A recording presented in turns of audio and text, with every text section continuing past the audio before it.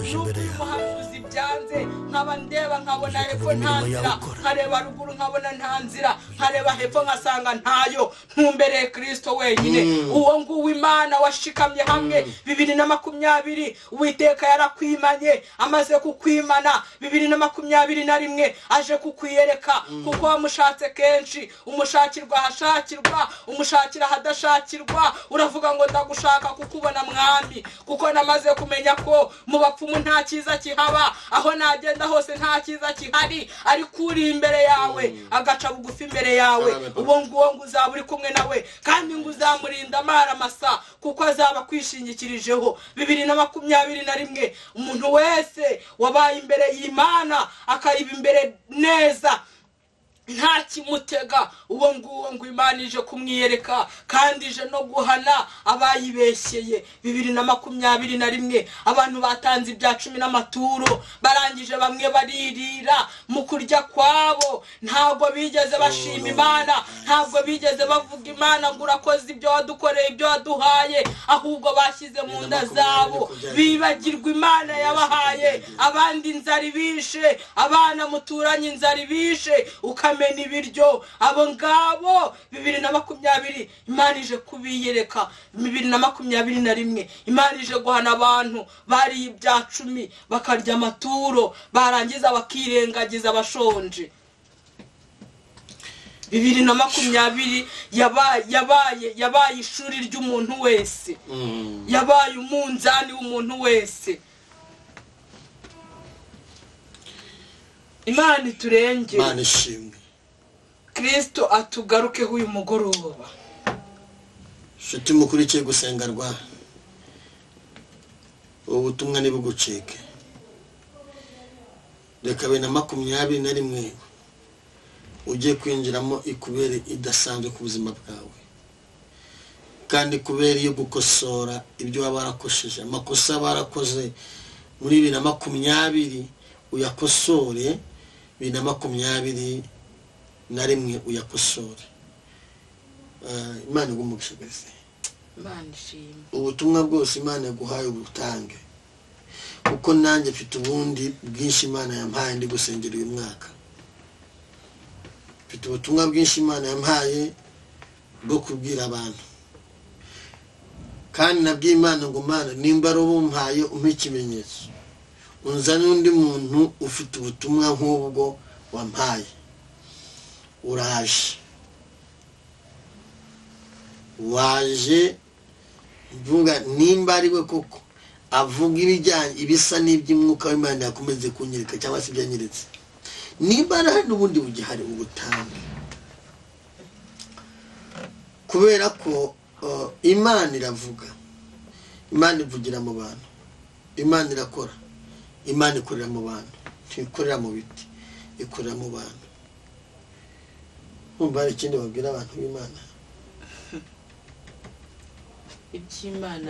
iby'Imana izakorera abantu bayo ni bigari kandi ngo hahirwa uwamenye Kristo ntamukezesha abandi bami ubu ni uhiriwe 2021 twe kubwira abantu ngo babonye za visa babonye imodoka ahubwo mubanze mushaka ubwami bw'Imana no gukiranuka ibindi byose ni inyongera bantu bararamiye indamu z'isi iby'isi ariko nta mumaro nta gaciro ahubwo tubitse ubugingo bwacu ahatagera umugesi Imana igumugisha Imana turengere kandi tugirire neza shuti za gusengerwa ndagira ngo twinjira mu mwanya wo gusenga ibintu Imana yagiye igaragaza ni byinshi ariko ndagira ngo mvuge mu bintu bikeya muka Imana yambwiye ngo nzabwire umuntu wese waguye akava mu byizerwa akava mu gakiza akagwa yitwaje indwara yitwaje iminsi yitwaje ibigeragezo umuka Imana namwe mubwiye ngo ntabwo iyo nzira wiciriye ariyo yaguhaye gusubizwa ahubwo ibigeragezo wari ufite ngo byarikubye wisubireho usubire imbere y'Imana usaba Imana imbabazi ukizwe. Naho ubundi byo wagiyemo nimba warishingiye ni wowe wanyweye inzoga, wewe wasambanye, wewe wagiye mu bapfumu, wisubireho ukizwe. Nukizwa Imana izakujya neza muri umwaka tugiye gutangira wa 2021. Imana umugisha Christina uzanye ubutumwa, kuko nakomeza mvuga ndashaka umuntu uzaza akavuga ibintu bijyanye n'ibyo umuka Imana yambwiye, kahita nanjye mbisora nkabivuga. Mfite uburenganzira rwose bwo kubisora, ariko nashaka ikimenyetso. Nicyo nashakaga. Umuka Imana yambwiye abantu bafite ibikomere bavanye kubo bari bizeye ko bababera ababyeyi, bababera hari ukuntu umuntu agira umuntu akamuvira umubyeyi mu gakiza. Hari abantu bafite ibikomere bavanye kuri abo bantu. Umuka Imana yambwiye ngo Imana ije gukomora, kuko ari Imana yomora. Icya gatatu, umuntu wese ufite akazi n'umuntu wigeze akazi akakavaho, ngafata umwanya wo gusenga muri iyi minsi mikuru, asengere akazi yaba yarakoze, asenge nako yavuyemo.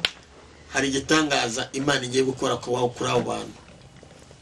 Ufite akazi agasengere, niyicare gusa, kuko nabonaga hari inyamaswa nini cyane yiteguye gucoshoma akazi umuntu afite. Numva umuka Imana ngo uwo muntu afata umwanya asengere ako kazi, shitani takamwiba. Uwakatakaje nawe agasengere. Nabonye itangazo rinini cyane ry'abantu bari mu ishuri. Ntabwo ari ishuri ry'ibigeragezo, nabonaga ari ishuri ry'abantu bicaye bari kwiga. Ariko nkabona abantu bari kwiga bivovota, buri muntu wese yiga yivovota, akafata amakaka akagenda. Nkabona hari abantu bari kwiga, ariko ibyo bari kwiga nta mbaraga bari kubika. Umwuka w'Imana aramba ngo buri muntu wese yihane icyaha cyitwa ubunebwe. Umuntu uri mu ishuri uri kwiga, ntabwo ari ishuri ry'ibigeragezo, nabonaga ari ishuri nyashuri. Umuntu uri mu ishuri uri kwiga, ariko ibyo yiga byaramubihiye, yumva yabireka, yumva yabivamo, akagenda yisunika bitamurimo. Uwo ni umudayimoni. Ni ukugira ngo uzarangize imyaka bagenye umuntu yiga, uyirangize nta kintu na kimwe ufite mu mutwe wawe. Ejo bundi uzabura icyo ukora kandi waravuye mu ishuri. Ufate igihe usengera ishuri ryawe, Imana iguha ubwenge. Kristo, uzi ko umuka Imana yambwiye ngo Imana ije kurenganura abakobwa. Ntabwo nzi ukuntu barenganye. Oya ni barenganure.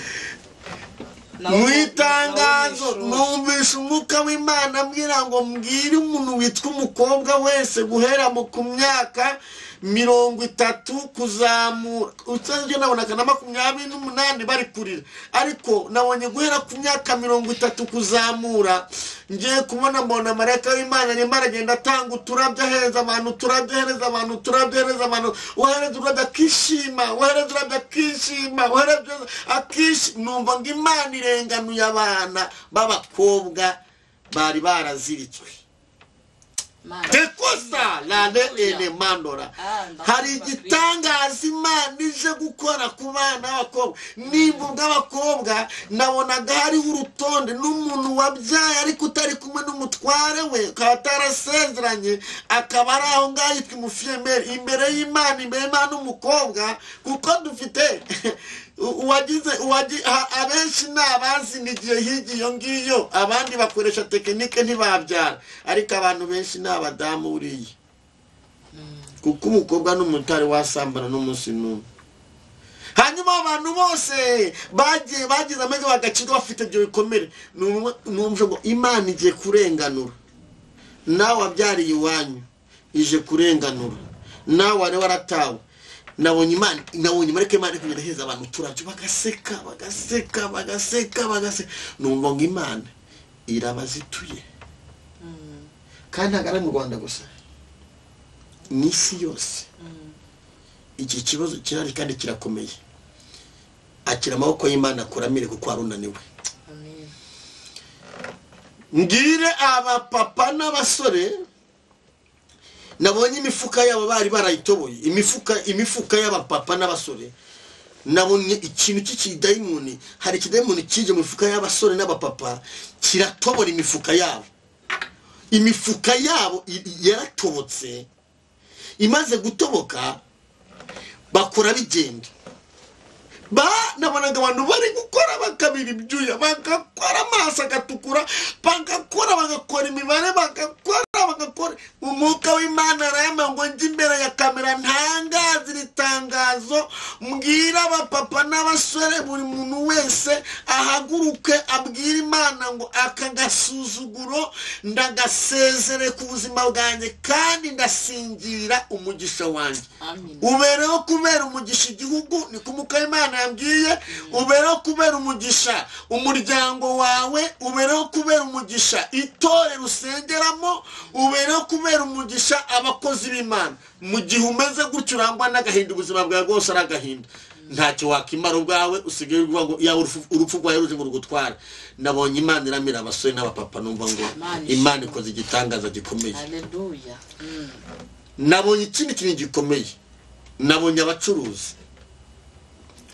abacuruzi nabonaga abantu bacuruzi bafite ibikamyo abacuruzi bafite amamodoka nabona kubona numva ngo aba bacuruzi bafite ibintu bikomeye cyane bahuye nabyo batavumbura icyambere uyu umudayimoni yabateje umudayimoni bita ubunebwe bwo kudasengera ibyo bakora bahora mu mibare arangije kubateza ubunebwe ngo uyu umudayimoni barwanya ntabwo yafunze aho bavana ntiyigeze afunga hano bavana yarangaje aho babika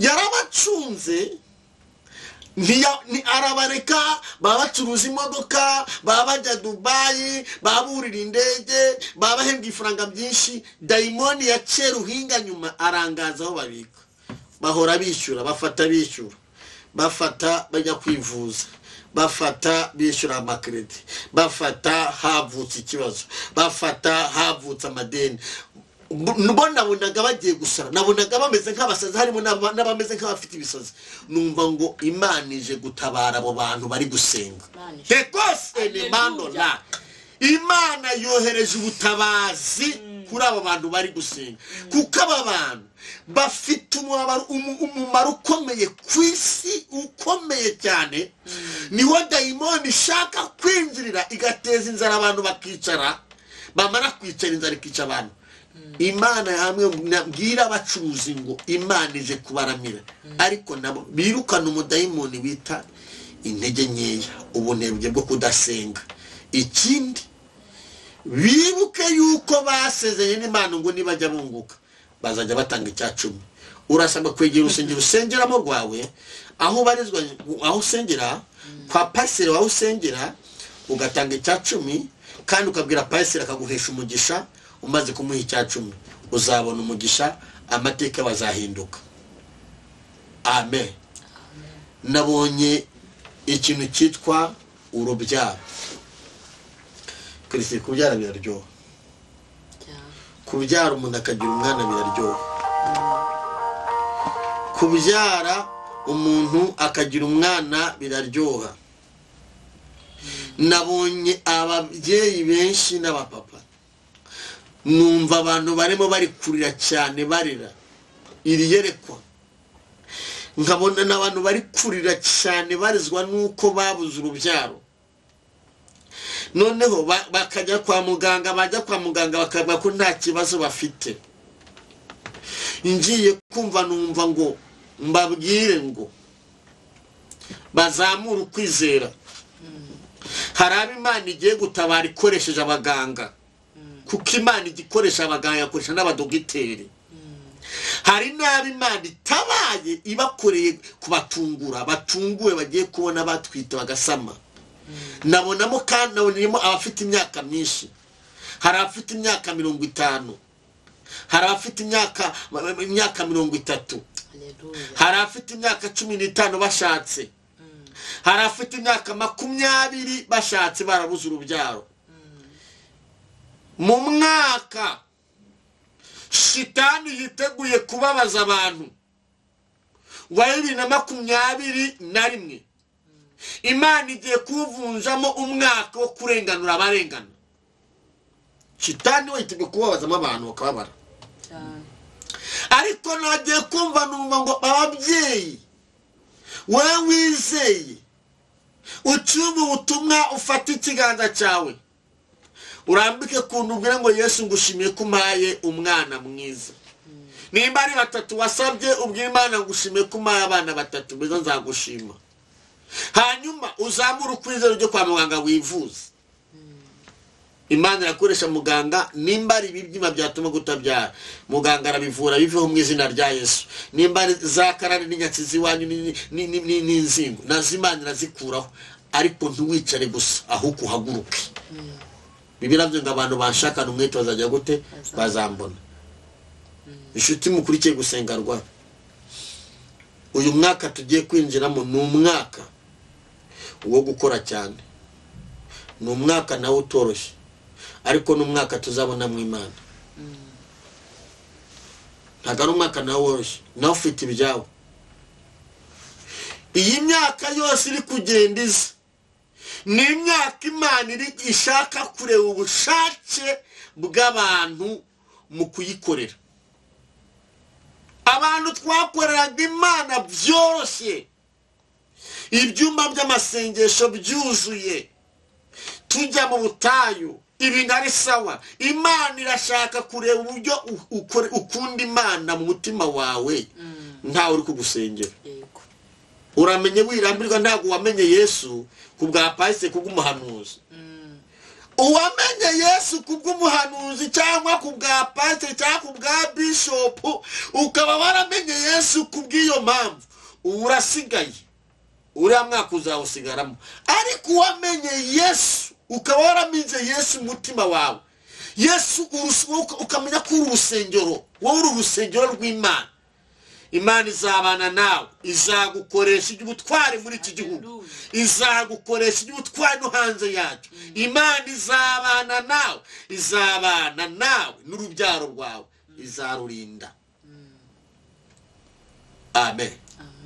Bantu mukurikiye gusenga rwa umuntu wese ukunda Imana yirinda amajwi y'iterabwoba ku buzima bwe.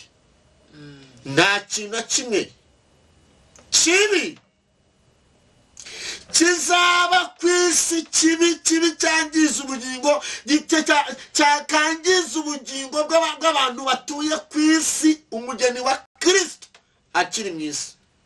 Iryo ntabwo ijuru rizabyemera. Icyo ni kumuka Imana yambwiye. Ubwoba bwa rufite rero ni bushire. Nta kintu Shitani azapanga ashize hamwe.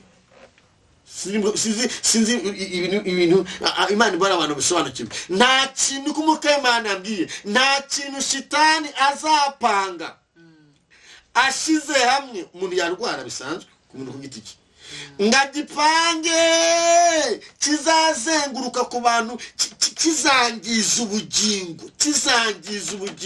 kikangiza ubugingo. Mu gihe itorero, mu gihe umwuka w'Imana akiri kwisi, ibyo bintu ntabwo bizakunda. Kubera iki? Hariho imbaraga z'Imana, hariho uburinzi bw'Imana. Shitani ntanabipanga. Bibiri ivuga iki? Biravuga ngo tuzarya ibyinshi ntacyo bizadutwara. Ntanabipanga kuko azabipanga umwuka w'Imana hari. N'ubundi ahora bipanga, ahora apanga ko urapfa se, ahora apanga ko bakwica urapfa. Ntibahugabura buri munsi ibirozi urapfa se, ntibagambana urapfa se. nikujya imbere, yambwiye kuri ngo nzakujya imbere ahantu hataringaniye mparinganize. None se wowe uza ahantu hataringaniye? Imana yacu iza ahantu hataringaniye, iza aho tuzanyura 2021 hataringaniye. Naho abantu batabimenya ntabwo twaceceka, abantu ntibamenye, ariko Imana yo mu ijuru iza ahantu hataringaniye. 2020 Imana iza ahantu hataringaniye, hatameze neza, igiye kugenda iringaniza. Yabwiye kuri ngo nzakujya imbere ahantu hataringaniye mparinganiza. Inzugi z'imiringa nzahitamo kabiri, n'ibihimbizo by'ibyuma nkate. Mu gihe umwuka w'Imana gihari wigira ubwoba, ahubwo mera nka wa muri njyame ngo gukora umukoro utari uwanjye nabyo nugutsindwa. Mami nkoresha icyo wamamagariye. Wowe ko ari Imana yaguhamagariye, ibindi ubirekere Kristo. Ubwo hari abantu umwuka w'Imana yambwiye ngo nk'iryo tangazo bamaze iminsi babwira Imana, bari gusenga babwira Imana ngo dusobanurire neza, barabyumvishije. Nshuti za gusenga rwa ubutumwa bwa rubwanyu, hari ubwo Christine azanye, hari n'ubwo Imana yampaye, hanyuma urabukurikirana. Christine, Imana igumugisha. Nabwiye Imana ntabwo ubutumwa wampaye ndapfa kubuvuga, mbuvuge nta kimenyetso na. Hari umugabo wabwiye, yaravuga ngo unyereke ikimenyetso, bamuha inkona, tunyereka ati ndi kiragera, arakomeza. Burya ntabwo ari byiza gutangaza ubutumwa ku isi yose utabanje kwaka ikimenyetso. Hanyuma nicyo wabwira abanyarwanda ngo dusengere ibintu byose Imana yaduhaye kudushikiriza abantu, nicyo wabwira abantu b'Imana. Abantu b'Imana icyo nababwira no gushima, no gushima Imana, tugahora twuzuye amashimwe, kuko uyu mwaka twabonyemo byinshi byagombaga guhitana ubugingo bwacu, ariko aho tugeze tugihumeka umwuka w'abazima, si uko utari gusitara ngo upfe, si uko utari kurwara korona nk'abandi ngo ugende. Ni benshi bagiye muri uyu mwaka, ariko wowe ugihagaze, wowe ugihumeka umwuka w'abazima, wowe Imana igitije guhumeka, uzura amashimwe azakwinjiza 2021. Buriya abantu dukunda gushima Imana ari uko ahari twanezerewe cyane, simbizi, cyangwa buri wese aba afite ukuntu ashima Imana. Ariko uzafata igihe uyu mwaka uri kurangira wuzura amashimwe, kuko naje gusanga nsanga amashimwe nayo ajya nyeganyeza shitani, agatuma shitani akwibazaho, agatangira kurwanya bya byishimo bya Imana yaguhaye.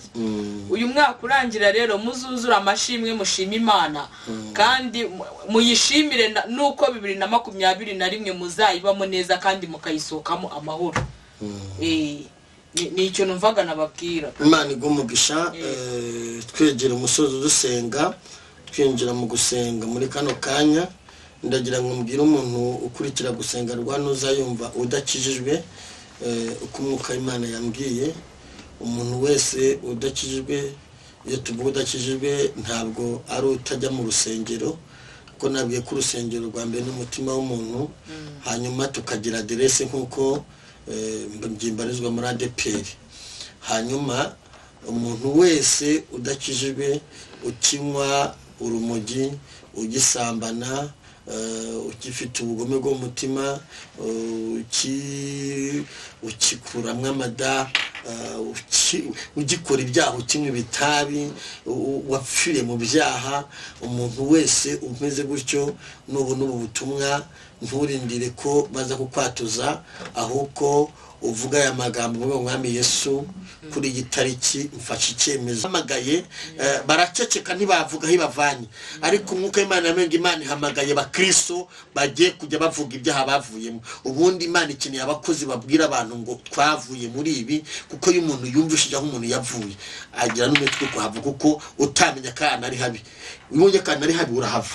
ariko utamye kari habintu hava shuti warukurikiye gusengarwa ukaba utarakizwa ndakwifuriza gukizwa mu izina rya Yesu Kristo imigozi yari guhambiriye ikuveho Yesu yiteguye kukubabarira akaguha amahoro ukarya mugasinzira kandi ugakora bikemera kandi ukazabira umugisha igihugu ukazabira umugisha n'itorero niko umuka w'Imana yambwiye ngo nkubwire agufiteye urukundo rwinshi niyo mpamvu imodoka itakwishe niyo mpamvu utaheze muri gereza niyo mpamvu utiyahuye niyo mpamvu utikiriye inzira niyo mpamvu atakubise vide ngupfe nuko ugiye kuzaba umuntu udasanzwe ku buzima bwawe ndagira ngo dusoje dusenga Imana twinginga Imana kugira ngo Imana izabane natwe ubutumwa nahanga tubuhagarikiye usibye ko ubwanjye bwo ni nk'igice cya mbere ariko hari n'igice cya kabiri rero dusenge Kristo tukadusenge gusoza muri sengesho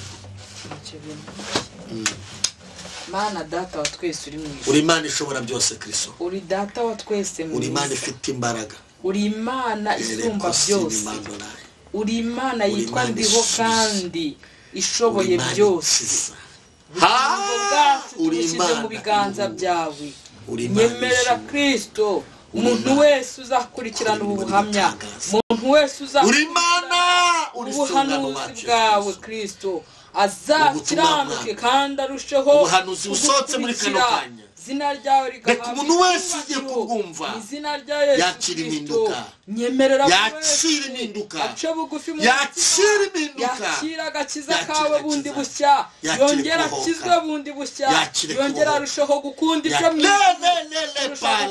muri iyi si kuko iyi si nta cyiza cyayo haleluya Imana ishimwe nyemerera data wa twese mwiza ducumbikiye ahangaha nk'abana b'abantu ariko gukora gukomeze kuba kwawe abantu bagukeneye ni benshi abantu bagushaka ni benshi abanyarwanda abanyarwanda bose barakwifuza bakeneye ukuboko kwawe bakeneye gukiranuka kwawe bakeneye kubagirira neza nyemerera ukwiyambaza ugutakambira uwo wese wururukire muri ibi gushimiye kuri Mana buri wese umwiyereka uko agushaka mu izina rya Yesu Kristo komeza kuturindira mu buntu bwawe ubwo tuzongera tugahurira imbere yawe ubwo tuzajya muri cya gihugu wadusezeranyije tukavuga ngo tuti haleluya tugatera indirimbo z'amazamuka nkuko Miriyamu yaririmbye natwe tuzaba tunezerewe ubwo tuzaba dusohoye mu isi nziza dusize isi y'imibabaro dusize agahinda k'umwijima dutaye iby'iyi si tugiye muri ya si nziza uri kudutegurira nyemerera mukunzi bwiza uzatugeze amahoro tuzatabaruke tutishwe n'ibyaha tuzatabaruke tutanyazwe muri iyi si nyemerera turindira ubugingo kurusha ibindi byose mwuka wera arushaho cyane mwuka wera arushaho cyane kutugenderera kuko turagukeneye udukomereza inkweto utwambike inkweto zawe utwambike umutaka wawe utwambike agakiza kawe ijambo ryawe rigwire muri twebwe uduhe gushira amanga kandi uduhe kugukorera uko bikwiriye uduhe gukiranuka ku gato no ku kanini mwami Yesu nyemerera uze buri wese umugenzi ruhande udufata ukuboko udukomeze mitima iguye isari iyo ngiyo uyisange uyihumurize uyikure muri icyo gikombe mu izina rya Yesu Kristo urakoze kuko uri mwiza urakoze kuko uri umubyeyi mwiza ntabwo tugutotesheje amagambo ahubwo twe duvuze bike nk'abana b'abantu bambaye kamere nyemerera uduhazirize kwifuza kwacu kuko ubugingo bwo nibwo dushaka ko buzakubona kandi ibindi byose ubirindira ubuntu bwawe kuko niwe wenyine uzi impamvu yabyo natwe tuzamuye amashimwe kandi uyu mwaka wa 2021 twishimiye kuwutugejejemo kandi ukazawudukomerezamo ukazawudutabariramo ukoreye abantu Mana we ibyo ukoreye urubyiruko ibyo ukoreye ababyeyi ibyo ukoreye igihugu ibyo ukoreye isi yose ntuhabwe icyubahiro kuko waravuze ngo wanjye bamenye izina babo ubwabo n'abashyizeho ikimenyetso ntuhabwe icyubahiro mukunzi myiza turatuje ntutuze ukomeze ukora imirimo yawe mu izina rya Yesu Kristo Nazareti wabambura kose amen. Nshuti mwari mukurikiye gusenga rwa Imana ibaha umugisha kandi Kristo n'ubundi igihe umwuka w'Imana azaguhera ubutumwa abanyarwanda cyangwa se abantu batuye isi ukabona nawe yabukuha n'aka kanya turi tayari kuhakira kugusengerwa ukabutanga n'icyo Imana ashyira gusengerwa Imana iguha umugisha turabuze rero ngo bye bye nshuti mwe mukurikiye bye.